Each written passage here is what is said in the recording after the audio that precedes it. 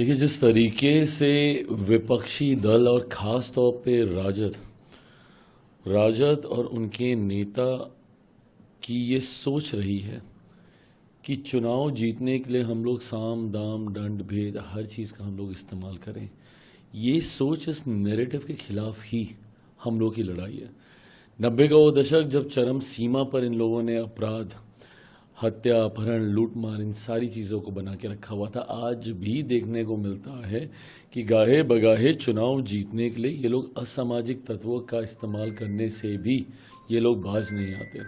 जिस तरीके से बख्तियारपुर से एनडीए के प्रत्याशी, लोक जनशक्ति पार्टी रामविलास के प्रत्याशी अरुण कुमार जी, जिस तरीके से आज उनके उनके काफिले पर, उनके साथियों पर जिस तरीके से विपक्षी दलों से जुड़े हुए या सामाजिक तत्वों के द्वारा हमला किया गया, ये पुनः सोचने के लिए विवश करता है कि जो समाज के वंचित वर्ग से आते हैं, अति पिछड़ा वर्ग, समाज का दलित वर्ग से आने वाले लोग, राजद जैसे लोगों की ये सोच रहती है कि ये सिर्फ और सिर्फ वोट देने के लिए हैं, वोट मांगने के लिए नहीं।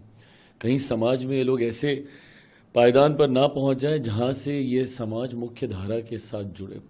और इसीलिए जब कोई मजबूत होने लगता है या जिसकी पकड़ समाज के वंचित, अति पिछड़ा, दलित वर्ग से आने वाले लोगों की जब जब पकड़ मजबूत हुई है, तो इन्होंने उसको डराने का, धमकाने का, उसको किसी भी तरीके से इस व्यवस्था से दूर धकेलने का प्रयास किया। और इसी सोच के साथ आज जिस तरीके से अरुण कुमार जी, उनकी गाड़ी को जिस तरीके से तोड़ा गया, उनका ड्राइवर का सर तक फाड़ दिया गया, मतलब सोचिए इस तरीके से हमला हुआ है कि उनका सर तक उनका फाड़ दिया गया है।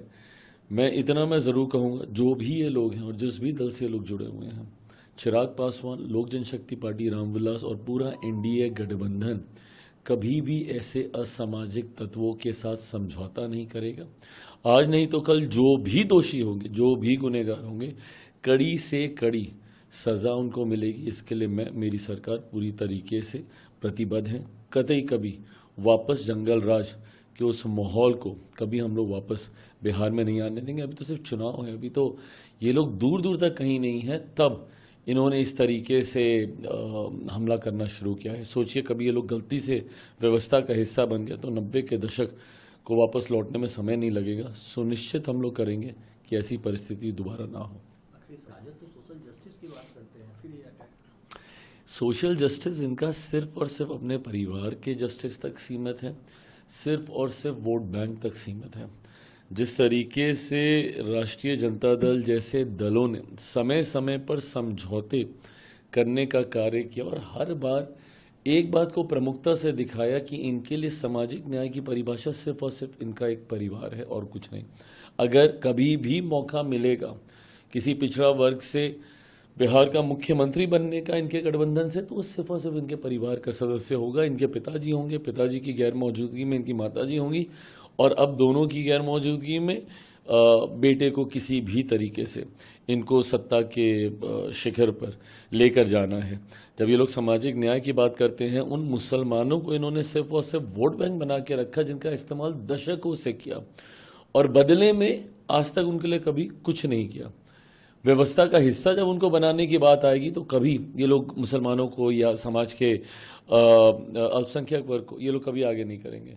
पर हाँ, जब जब वोट बैंक लेने की बात आएगी तो कभी मोदी जी के नाम का डर दिखा के, कभी एनडीए के नाम का डर दिखा के उनका लाभ ये लोग ज़रूर लेंगे।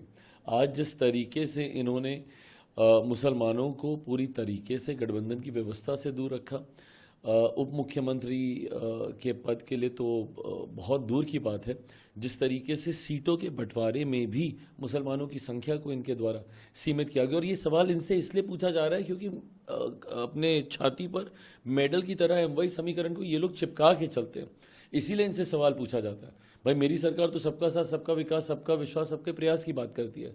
मेरी खुद की party Bihar first, Bihari first की बात करती है, जहाँ पे 14 करोड़ बिहारियों की हम लोग एक सुर में हम लोग बात करते हैं। पर इनसे सवाल इसलिए पूछा जाता है क्योंकि छाती में ये लोग एकदम मेडल की तरह ये लोग टांग के चलते हैं एम वाई समीकरण, जिसमें एम इनका मुस्लिम है और वाई इनका यादव है। यादव की बात आएगी तो सिर्फ एक परिवार आएगा, और जब एम की बात आएगी तो उनको सिर्फ वोट बैंक बना के रख दिया जाता है। कभी उसको व्यवस्था में ये लोग कभी जुड़ने नहीं देंगे। ये परिभाषा है इनके सामाजिक न्याय की।